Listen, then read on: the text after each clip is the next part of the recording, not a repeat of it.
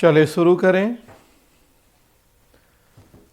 हम लोग bureaucracy theory या नौकरशाही सिद्धांत की बात कर रहे हैं।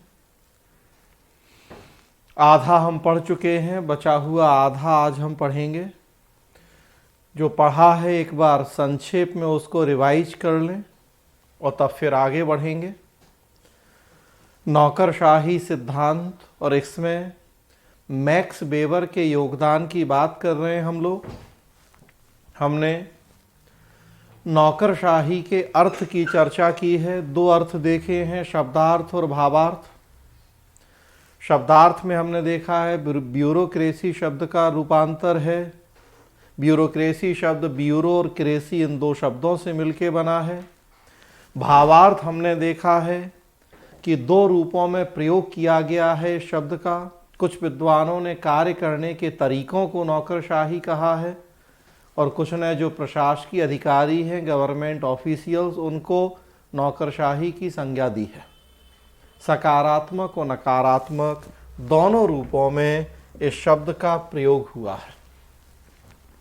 ओवरऑल हमने बात की है कि नौकरशाही एक निगेटिव कॉन्सेप्ट या नकारात्मक संकल्पना है। हम उसमें दोनों बातें शामिल करते हैं। दोनों बातें मतलब कि कार्य करने के परंपरागत तरीके भी और अयोग्य अकुशल अधिकारियों का समूह भी। सो जो डेफिनेशन हमें याद रखनी है कि दोषपूर्ण प्रशासनिक व्यवस्था और निरंकुश अधिकारियों का समूह नौकरशाही कहलाता है। तो बाय नेचर ब्यूरोक्रेसी एक नेगेटिव कॉन्सेप्ट है, जबकि सिविल सर्विस एक पॉजिटिव कॉन्सेप्ट है। दोनों के नाम में ही हम नकारात्मकता और सकारात्मकता, नेगेटिविटी एंड पॉजिटिविटी देख सकते हैं। नौकरशाही ऐसा नौकर जो शाह या स्वामी बन गया हो, जबकि लोक सेवक मतलब लोगों की सेवा करना। तो देखिए आप, क्लियर, एक में नेगेटिव और दूसरे में पॉजिटिव भाव छुपा हुआ। मैक्स वेबर के योगदान की हम बात कर रहे हैं। जर्मन सोशियोलॉजिस्ट मैक्स वेबर पहले विद्वान जिन्होंने नौकरशाही को नेगेटिव की जगह पॉजिटिव सेंस में प्रेजेंट किया। मैक्स वेबर ने नौकरशाही के बारे में लिखा कि नियुक्त किए गए अधिकारियों का समूह नौकरशाही। हर वो व्यक्ति जो नियुक्त है वो नौकरशाह है।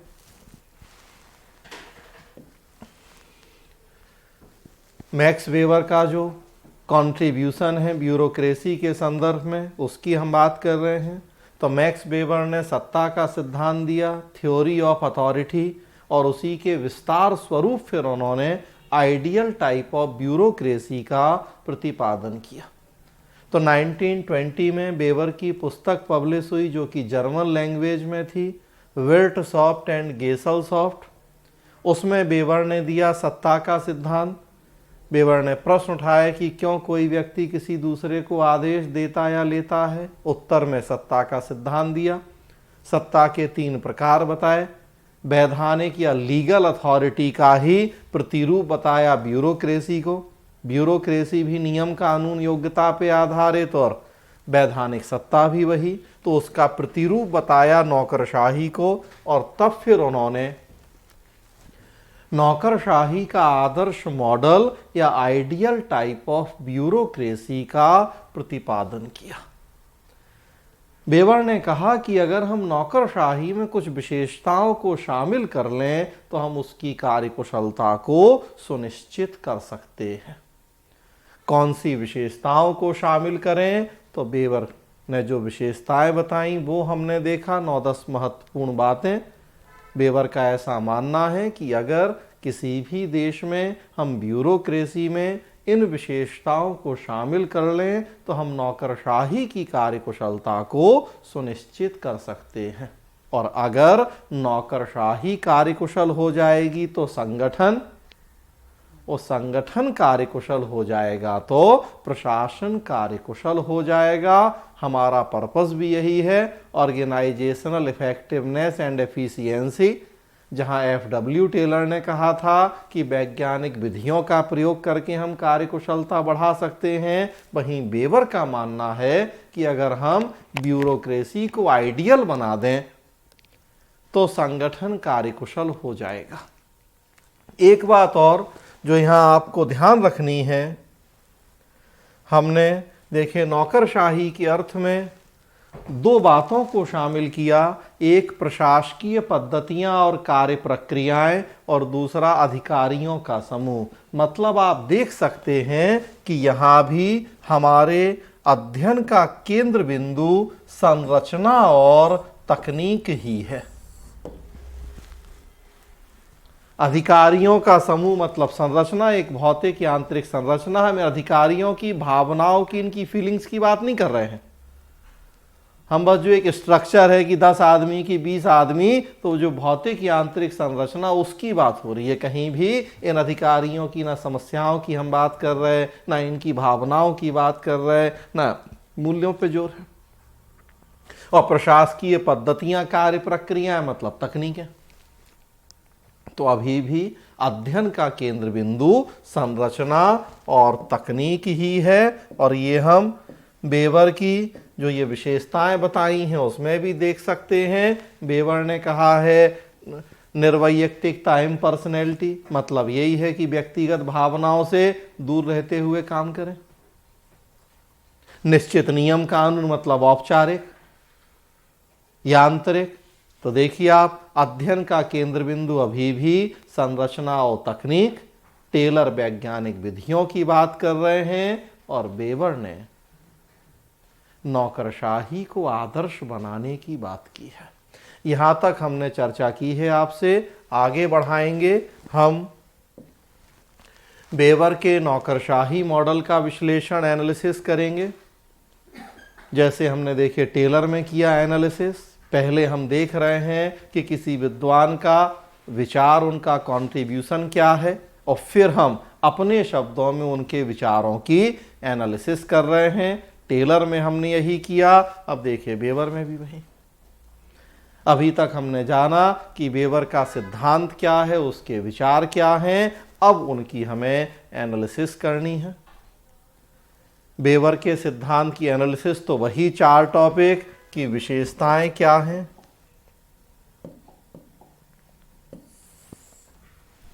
वेबर के सिद्धांत की विशेषताएं क्या हैं, पॉजिटिव एस्पेक्ट या सकारात्मक पक्ष क्या है, नेगेटिव एस्पेक्ट या नकारात्मक पक्ष क्या है, और सेम वर्तमान समय में सिद्धांत की प्रासंगिकता कितनी है। तो सबसे पहले नौकरशाही सिद्धांत की विशेषताएं। अगेन देखिए आप, नौकरशाही सिद्धांत की विशेषताएं, ये 10 विशेषताएं तो वो जो वेबर ने बताई हैं।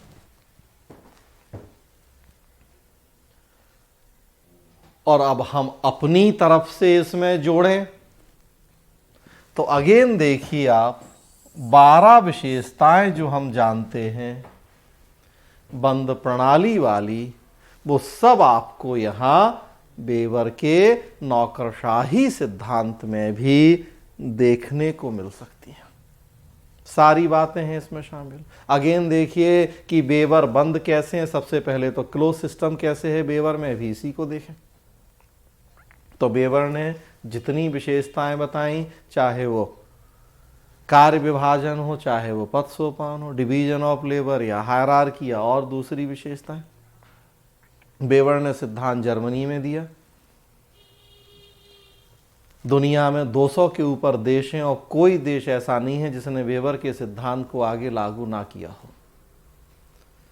पूरी दुनिया में अगर सोशल साइंसेस के फील्ड में सबसे प्रचलित कोई थ्योरी है तो वो यही है, वेबर का नौकरशाही मॉडल। अदरवाइज सोशल साइंस की थ्योरी इतनी यूनिवर्सल नहीं होती, क्योंकि हम देखते हैं कि अमेरिका की इकोलॉजी, परिस्थितियां, समस्याएं अलग हैं और भारत की अलग। तो फिजिकल साइंस की थ्योरीज तो हैं ऐसी जो यूनिवर्सल हैं कि हर जगह लागू, लेकिन सोशल साइंस में बड़ी दिक्कत है। लेकिन वेबर सोशल साइंस के बावजूद भी ये ऐसी थ्योरी है कि दुनिया के लगभग हर देश में इस थ्योरी को लागू किया गया। लेकिन जब बेवर ने यह थ्योरी दी तब बेवर ने इस बात पे कोई ध्यान नहीं दिया है कि उनका सिद्धांत जब जर्मनी के बाहर जाए तो उसमें परिस्थिति के अकॉर्डिंग क्या परिवर्तन या क्या चेंज किए जाए। बेवर ने अपने सिद्धांत में बस यही कहा कि अगर हमें नौकरशाही की कार्यकुशलता को सुनिश्चित करना है तो इन विशेषताओं का शामिल होना जरूरी है। अब अमेरिका में वहां की परिस्थिति के अकॉर्डिंग क्या परिवर्तन करना होगा या भारत में, बेवर को इससे कोई मतलब नहीं है। अब शायद बेवर समझ ही नहीं पाए कि उनका सिद्धांत एक दिन इतना पॉपुलर हो जाएगा, या बेवर ने कोई इस तरह की कंपैरेटिव स्टडी नहीं करी। हां, बेवर को आधार बना के बाद में बहुत हुई कंपैरेटिव स्टडीज। भाई अगर ये सिद्धांत दुनिया के 200 देशों में लागू हुआ तो बिना कंपैरिजन के कैसे हो जाएगा लागू। लेकिन बेवर ने की हो कंपैरेटिव स्टडी, बेवर ने अपने सिद्धांत में परिस्थिति परिवर्तन के अनुसार परिवर्तन की गुंजाइश छोड़ी हो, ऐसा नहीं है। चलिए उस समय भारत जैसी डेवलपिंग कंट्रीज तो थी नहीं, भाई हम तो गुलाम थे, तो हमारी स्टडी करने का तो औचित्य नहीं था कोई। लेकिन कम से कम अमेरिका, ब्रिटेन या इस तरह के जो देश थे उनकी स्टडी तो हो सकती थी, या एटलीस्ट इतनी गुंजाइश छोड़ी जा सकती थी कि नौकरशाही को कार्यकुशल बनाने के लिए इम्पर्सनैलिटी या न्यूट्रलिटी जरूरी है, लेकिन साथ में जैसी परिस्थिति होगी उसके अकॉर्डिंग इसमें हमें कुछ परिवर्तन भी करने पड़ सकते हैं। तो 2 लाइन तो कम से कम ये कहा ही जा सकता था। बेवर ने कहीं इस तरह की कोई चर्चा नहीं की है, मतलब बेवर भी नॉन इकोलॉजिकल अप्रोच को ही फॉलो कर रहे हैं, वो भी बंद प्रणाली के समर्थक विद्वान हैं। और बंद प्रणाली वाली बाकी जितनी विशेषताएं हम जानते हैं वो सब हम यहां बेवर में देख सकते हैं। निश्चित नियम कानून, एक ही अगर शब्द हम पकड़ लें, निश्चित नियम कानून, तो देखिए सब आ गया उसमें, औपचारिक भी, यांत्रिक भी, मानवीय तत्वों की अनदेखी भी, यांत्रिक दृष्टि, संरचना तकनीक, नकद वेतन मतलब आर्थिक प्राणी, नियम कानून मतलब विवेकशीलता, हर काम दिमाग से करेगा आदमी, कहीं दिल की कोई बात, भावनाओं की कोई बात है ही नहीं है, तो रेशनैलिटी, तो सारी चीजें आप देख लीजिए। नॉन इकोलॉजिकल है ही, इकोनॉमिक मैन है ही, फॉर्मल ऑर्गेनाइजेशन है ही, मैकेनिकल अप्रोच है ही, तो सब है जो बंद प्रणाली वाली विशेषताएं हैं।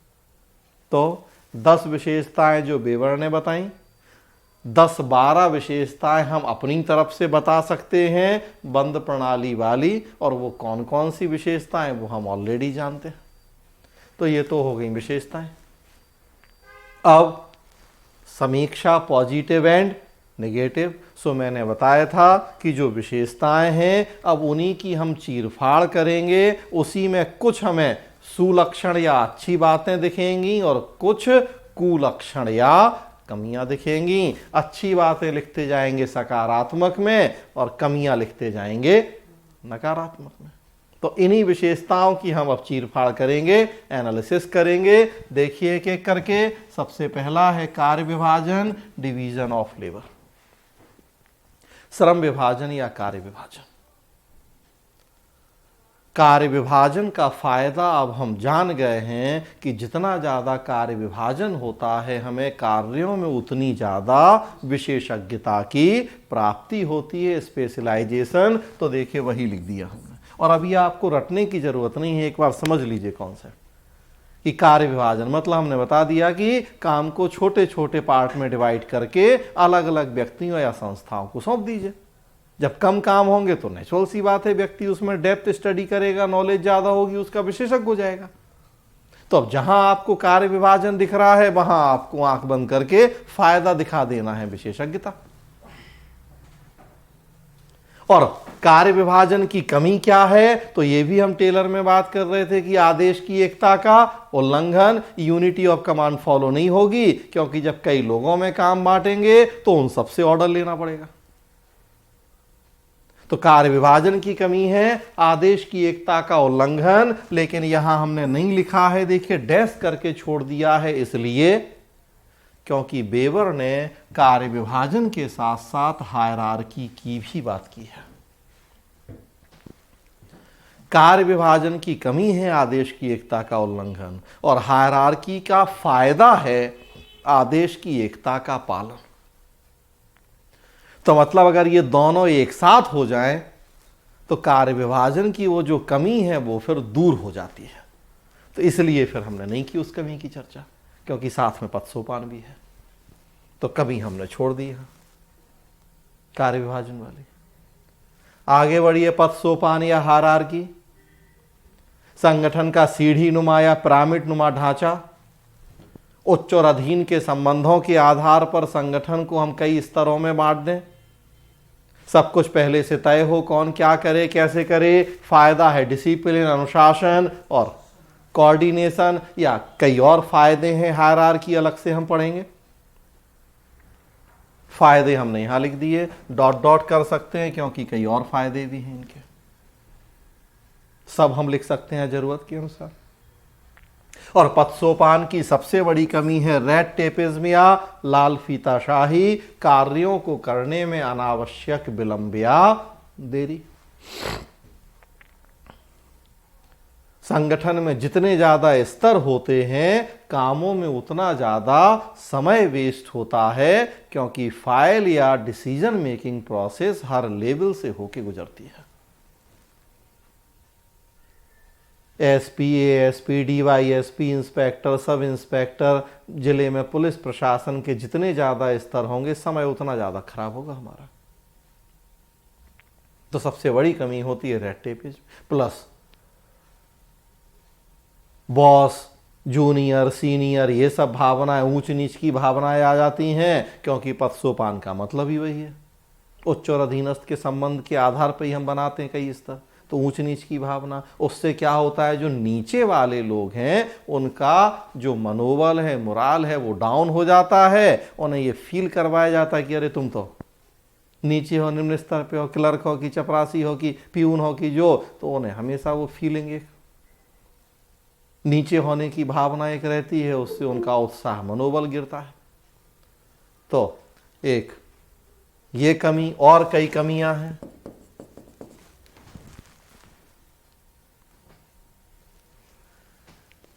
अगला देखिए, तीसरा है निश्चित कार्य प्रक्रिया।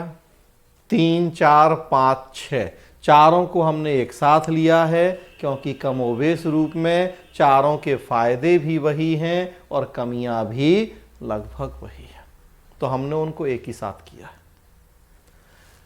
तो 3 से लेके 6 तक देखिए एक साथ यहां लिखा हुआ है, काम करने का निश्चित तरीका होगा, निर्धारित नियम कानून होंगे, निर्वैयक्तिकता एवं पर्सनैलिटी मतलब व्यक्ति व्यक्तिगत भावनाओं से दूर होगा, तटस्थता मतलब किसी राजनीतिक दल या उसकी विचारधारा से अपने आप को नहीं जोड़ेगा। चारों का अगर निष्कर्ष कहें तो व्यक्ति मशीन का पुर्जा बन जाएगा, यांत्रिक हो जाएगा।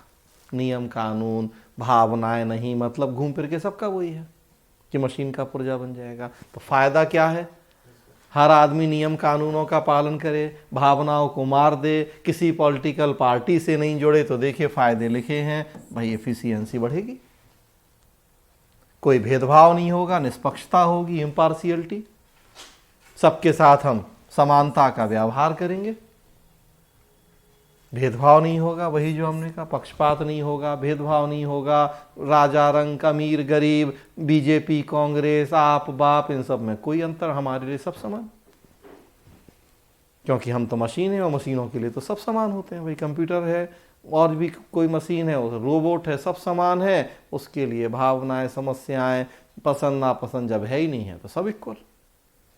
तो ये सब फायदे हैं, तो एक साथ कर दिया चारों को। और कमी क्या है, कमियां भी एक ही साथ हैं, वो हम जान रहे कि फॉर्मल, मैकेनिकल, जो मानवीय तत्व हैं, ह्यूमनिस्टिक, अप्रोच है उसको इग्नोर कर दे रहे हैं, सोशियो साइकोलॉजिकल जो भी चीजें हैं। और देखिए नियम कानून जब साधन ना बनकर साध्य हो जाते हैं तो ये फायदे की जगह नुकसान पहुंचाते हैं। नियम कानून मीन्स हैं, लेकिन अगर इनको हम एंड्स मान लें, और होता यही है।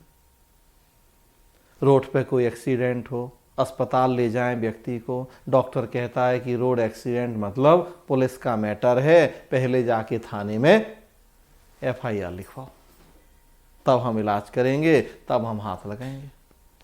अब FIR लिखवाओ, थाने जाओ तो पता लगता है कि अरे वो फला रोड जहां एक्सीडेंट हुआ वो इस थाने में नहीं आता है, बल्कि वो इलाका दूसरे थाने में आता है। अब वहां जाओ तब तक पता लगता है कि वो जिसे FIR लिखना है वो अभी छुट्टी पे है, या कहीं चाय पीने गया है, या मीटिंग में है, वेट करो। अब जब तक ये सारा काम, ये सारी प्रोसेस पूरी होगी, तब तक व्यक्ति नहीं मर रहा होगा तो मर जाएगा, क्योंकि टाइम पे इलाज नहीं मिला। और इलाज इसलिए नहीं मिला क्योंकि जो नियम कानून थे उनका पालन करना पड़ा। तो ऐसे नियम कानून किस काम के? नियम कानून तो हमने इसलिए बनाया ना कि हमारा काम आसान हो, ना कि इसलिए बनाए कि हमारे काम में वो रुकावट बन जाए। तो वहां डॉक्टर की ड्यूटी है कि अभी FIR और बाकी चीजें जाए भाड़ में, सबसे पहले तुरंत इलाज करे। लेकिन डॉक्टर को अपनी भी सोचनी है। इलाज करते करते व्यक्ति मर गया तभी डॉक्टर फंसेगा, तो भाई इसलिए वो भी अपनी सुरक्षा चाहता है कि नहीं FIR करवा लो, देख लो क्या क्या दिक्कत, कितनी कहाँ चोट लगी है, ताकि कल के दिन भाई हमें कोई।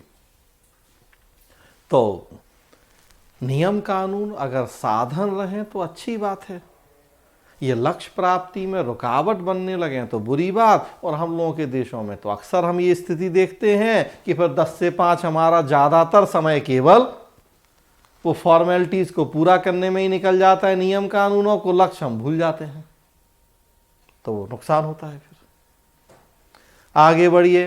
प्रत्येक पद के लिए योग्यताएं हो, उनकी जांच के लिए प्रतियोगिता परीक्षा हो। फायदा होगा कि संगठन को योग्य व्यक्ति मिलेंगे जब हर पद के लिए योग्यता तय होगी, जांच के लिए परीक्षाओं का आयोजन किया जाएगा। स्वाभाविक सी बात है, संगठन के प्रति योग्य और कुशल व्यक्ति आकर्षित होंगे। और कमी क्या है कि हर पद के लिए योग्यताओं का निर्धारण और उनकी जांच करना बड़ा कठिन काम है।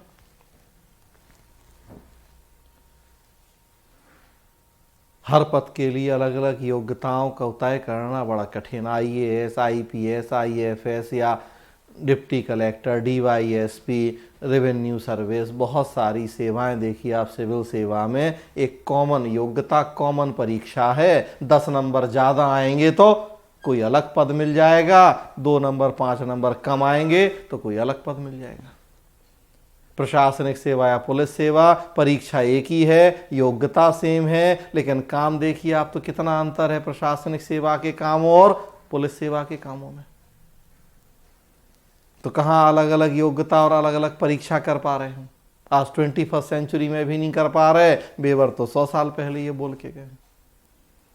तो हर पद के लिए अलग योग्यताएं, उनकी अलग जांच परीक्षा, ये बड़ा कठिन काम है। और उसमें भी शारीरिक योग्यताओं को तो हम एक बार जांच भी लें, लेकिन जहां तक मानसिक योग्यताओं की बात है उनकी जांच कैसे हो? सिविल सेवा में आने के लिए एक योग्यता है कि व्यक्ति को ईमानदार होना चाहिए,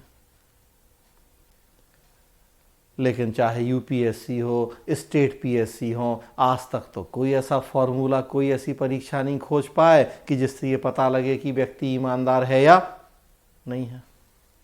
एथिक्स में UPSC को जिसमें सबसे ज़्यादा नंबर आते हैं, वो पता लगता है साल भर बाद की सबसे बेईमान निकला, परीक्षा में नकल कर रहा था वो। तो कोई ऐसा पैमाना या फॉर्मूला नहीं है कि हम व्यक्ति की मानसिक योग्यताओं की जांच कर पाए। शारीरिक की जांच तो कर भी लें एक बार, तो ये दिक्कत है यहाँ। आगे बढ़िए। नकद वेतन। नौकरशाही में जो लोग जुड़ेंगे उन्हें काम के बदले पर्याप्त नकद वेतन दिया जाएगा। फायदा है कि उनका मोटिवेशन होगा और उससे एफिशिएंसी बढ़ेगी। भाई काम के बदले पर्याप्त वेतन मिलेगा तो आदमी में और काम करने की इच्छा होगी, मोटिवेट होगा वो। मन से काम करेगा, कार्यकुशलता होगी। दिक्कत क्या है कि हमने केवल पैसे का लालची मान लिया है व्यक्ति को, या आर्थिक प्राणी मान लिया है। सामाजिक भावनाओं, संबंधों की हमने कोई बात ही नहीं की है। आजीविका की व्यवस्था, करियर सिस्टम, जो लोग नौकरशाही में जुड़े वो इसे एज ए करियर एडॉप्ट करें, अब इसी से उनकी आजीविका या रोजी रोटी चले, इसके अलावा उन्हें कुछ और करने की आज़ादी ना हो। फायदा है कि पूरा कमिटमेंट, डेडिकेशन मिलेगा, एक्सपीरियंस होगा। जब व्यक्ति एक ही काम करेगा, जीवन भर वही करेगा, तो पूरे कमिटमेंट और डेडिकेशन से करेगा। अगर हम कह दें कि 2 घंटा नौकरशाही का काम करो, बाकी टाइम अपनी दुकान खोल लो या कुछ और काम कर लो, तो फिर ध्यान बढ़ जाएगा। 2 नाव की सवारी करेगा व्यक्ति, तो वो कमिटमेंट, वो डेडिकेशन नहीं मिलेगा, एक्सपीरियंस भी उतना नहीं। तो यहाँ जब एक ही काम करना है तो कमिटमेंट, डेडिकेशन है, एक्सपीरियंस है। कमी क्या है कि जीवन भर एक ही काम करने से नीरसता, बोरियत हो जाएगी। पर्सनालिटी का होल डेवलपमेंट नहीं हो पाएगा, क्योंकि एक ही काम, एक ही तरीका, वही निश्चित नियम कानून करते रहो जीवन भर वही, तो पर्सनालिटी का डेवलपमेंट रुक जाएगा, बोरियत होने लगेगी वही चीजें करते करते साल, 2 साल, 4 साल में। लिखित दस्तावेज, रिटन डॉक्यूमेंट, जो भी काम किए जा रहे हैं नौकरशाही में, वो रिटन डॉक्यूमेंट हो, उनके लिखित दस्तावेज हो। फायदा क्या है कि सारे रिकॉर्ड होंगे हमारे पास, जब जरूरत है उन रिकॉर्ड को खंगाल लेंगे, उनकी जांच कर लेंगे। अगर किसी ने कोई गड़बड़ी की है, वो रिकॉर्ड देख के हमें पता लग जाएगा कि भाई कहाँ किसके लेवल पे गड़बड़ी हुई है। दोषी व्यक्ति को हम पकड़ पाएंगे, दंड दे पाएंगे, जो भी करना है। और दिक्कत क्या है कि समय ज़्यादा लगेगा, संसाधन ज़्यादा लगेंगे। हर चीज़ को लिखने बैठें तो कितना पैसा चाहिए, टाइम कितना चाहिए। और आजकल की बात करें तो पर्यावरण को भी नुकसान है, जितना ज़्यादा पेपर का यूज करेंगे उतने ज़्यादा पेड़ काटने होंगे, तो आजकल के हिसाब से पर्यावरण को भी क्षति है। तो देखिए आप, वही जो 10 विशेषताएं बेवर ने बताई, उन्हीं की हमने चीर फाड़ की, तो कुछ हमें सकारात्मक पक्ष भी मिले कि क्या फायदे होंगे अगर उन विशेषताओं को हमने लागू कर लिया तो, और क्या कमियां या समस्याएं होंगी।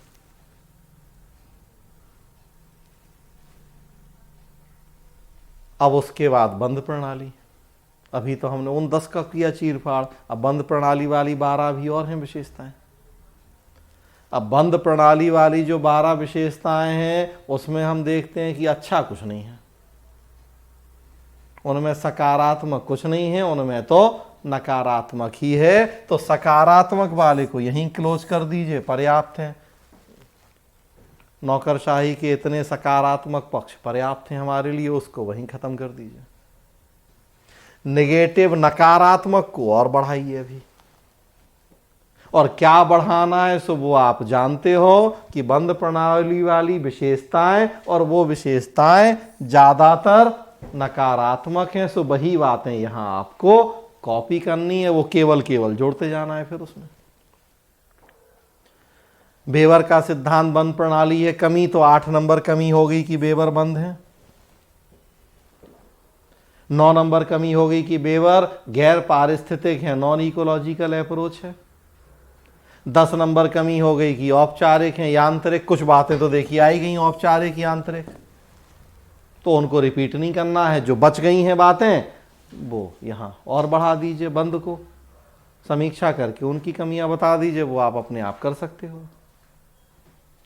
तो समीक्षा होगी बेवर की, विशेषताएं हो गई, सकारात्मक पक्ष हो गए और नकारात्मक पक्ष हो गए। कई विद्वानों ने तो जो सिद्धांत का नाम है उसी की आलोचना की है। सिद्धांत का नाम है, देखिए, नौकरशाही का आदर्श मॉडल।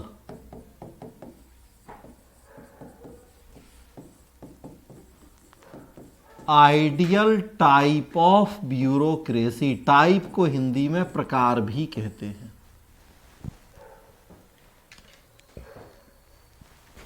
तो नौकरशाही का आदर्श मॉडल या नौकरशाही का आदर्श प्रकार, आइडियल टाइप ऑफ ब्यूरोक्रेसी। इस नाम की भी आलोचनाएं की हैं कई विद्वानों ने, सो नकारात्मक में आप चाहें तो एक दो पॉइंट ही और जोड़ सकते हैं। जैसे कई विद्वानों ने कहा कि नौकरशाही का आदर्श, तो इसमें एक शब्द है नौकरशाही और दूसरा शब्द है आदर्श। ये दोनों अपने आप में कॉन्ट्राडिक्टरी या विरोधाभासी शब्द हैं। इनका एक साथ प्रयोग अच्छा नहीं लग रहा है। क्यों? नौकरशाही है निगेटिव कॉन्सेप्ट बाय नेचर, जबकि आदर्श या आइडियल है पॉजिटिव कॉन्सेप्ट। और यहां कहा जा रहा है नौकरशाही का आदर्श, तो नौकरशाही में तो आदर्श जैसा कुछ है ही नहीं है, वो तो नेगेटिव कॉन्सेप्ट है। तो नाम में ही टेक्निकल मिस्टेक है कई लोगों के अनुसार। और एक और आलोचना, आदर्श प्रकार, आइडियल टाइप। तो कई लोगों का कहना है कि इनमें भी विरोध है। आइडियल हमेशा एक होता है, उसके टाइप नहीं होते। और ये कह रहा है आइडियल टाइप, तो आइडियल तो एक ही होता है। भाई आपका आइडियल अगर पूछा जाए कौन, तो आप कहोगे कौन? टीचर। तो भाई एक ही टीचर, तो ऐसा थोड़े कहोगे हिस्ट्री में वो आइडियल है, ज्योग्राफी में वो है, साइंस में, तो फिर क्या बचा? भाई टीचर तो एक ही आइडियल होगा, पॉलिटिशियन तो एक ही आइडियल होगा कि मोदी आइडियल है, कि राहुल गांधी आइडियल है, कि ममता बनर्जी आइडियल है, कि लालू यादव आइडियल है। अब ऐसा थोड़ी है कि बीजेपी में ये आइडियल, कांग्रेस में वो आइडियल, आम आदमी में ये आइडियल, इस साल ये आइडियल, पिछले साल, तो ऐसा थोड़ी होता है। तो टाइप नहीं होते, वो एक ही होता है। एक्टर कौन या एक्ट्रेस तो एक ही बताएंगे, नाम की 10-10 बताने लगेंगे। और यहां ये कह रहा है आइडियल टाइप ऑफ ब्यूरोक्रेसी, तो आइडियल के टाइप कर दिए इन्होंने, जबकि वो होता ही नहीं है। तो इस नाम में ही टेक्निकल मिस्टेक्स हैं कई विद्वानों के अनुसार। तो ये आप कमियां दिखा सकते हैं वेबर के नौकरशाही सिद्धांत की।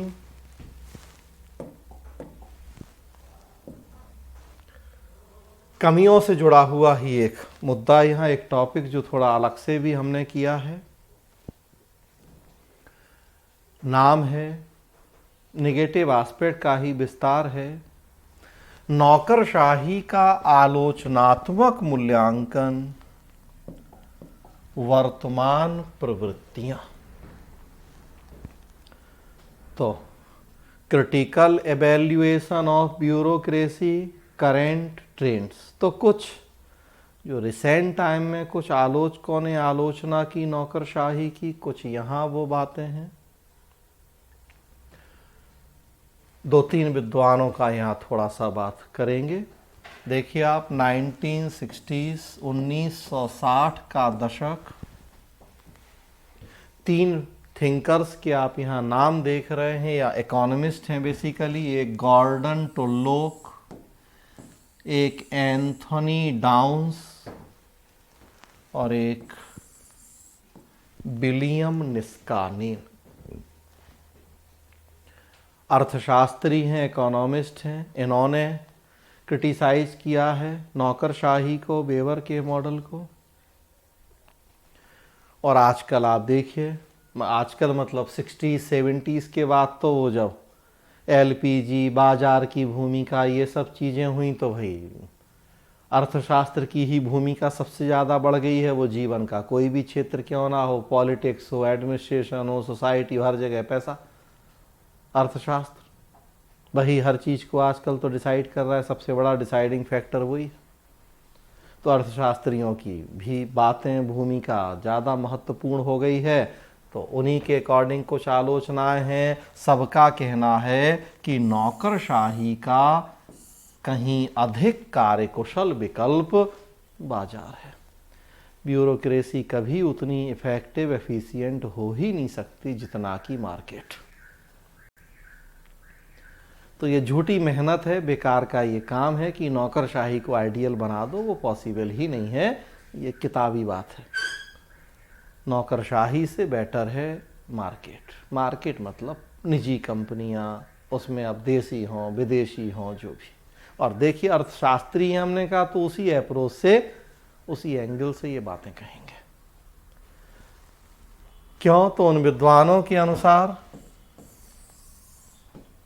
देखिए, जस्ट अभी हमने कहा कि नौकरशाही विवेकशील है, निष्पक्ष है, तो वो लोग कह रहे हैं नहीं, बिल्कुल गलत बात है, नौकरशाही विवेकशील और निष्पक्ष नहीं होती, झूठी बात है ये बुकेस या किताबी बात है। यथार्थ जीवन रियलिटी में तो नौकरशाही केवल अपने स्वहित को बढ़ाती है, सेल्फ इंटरेस्ट को प्रमोट करती है, संसाधनों का हेरफेर करती है, करप्शन, भ्रष्टाचार, बेईमानी और जनता के हितों का तो विरोध करती है। सच्चाई है ये। लोग पढ़ लिख जाएं, लोग जागरूक हो जाएं, लोगों का विकास और तरक्की हो जाए तो इनको माई बाप कौन समझेगा? भाई कलेक्टर, एसपी या और दूसरे जो भी प्रशासन में बैठे लोग हैं, पुलिस प्रशासन हो, या कौन डरता है उनसे? जो गरीब है, जो पढ़ा लिखा नहीं है, जो जागरूक नहीं है। अगर लोग पढ़ लिख जाएं, जागरूक हो जाएं, विकास हो जाए तो जान नहीं जाएंगे कि भाई अल्टीमेटली हो तो आप हमारे नौकर ही, सिविल सर्वेंट, लोक सेवक। क्यों डरेंगे? क्यों वो इज्जत सम्मान, क्यों वो माई बाप वाली छवि रहेगी? तो ये तो खुद कभी नहीं चाहते। जिनको हमने विकास का जिम्मा दिया है, सच्चाई ये है कि वो खुद नहीं चाहते कि लोगों का विकास हो। वो चाहे राजनेताओं की बात करें और चाहे नौकरशाहों की बात करें। हम जब तक दबे कुचले रहेंगे तभी तक चुनाव में हमेशा वो गरीबी और बेरोजगारी का मुद्दा उठा के वोट मांगेंगे। देखिए 75 साल हो गए, आज भी हमारे देश में चुनावों में मुद्दे घूम फिर के वहीं आ जाते हैं, गरीबी, बेरोजगारी और आरक्षण। मतलब बताइए 75 साल में क्या किया? व्हाट्सएप पे खूब आपने वो व्यंग्य देखा होगा हमेशा चुनावों के समय, एक परिवार जो 70 साल से देश की गरीबी मिटाने निकला है, तो नेहरू से शुरू करके अभी राहुल गांधी तक, और उसके बाद भी गरीबी किसकी मिटी और किसकी नहीं मिटी। अभी भी आज भी हमारे देश में मुद्दा वही है, गरीबी, बेरोजगारी और आरक्षण का, 75 साल बाद भी। और आगे 75 साल बाद भी वही रहेगा अगर इसी तरह के नेता रहे तो वो तो खुद नहीं चाहते कि लोगों का विकास हो, चाहे वो हमने कहा पॉलिटिशियन हो और चाहे वो प्रशासन बैठे लोग हों, क्योंकि उससे उन्हीं की सत्ता कमजोर होती है। तो ये लोग वही बातें कर रहे हैं कि नौकरशाही विवेकशील निष्पक्ष, ये केवल कहने की बात है। वास्तविकता में तो वो अपने हितों को देखती है, संसाधनों का हेरफेर करती है।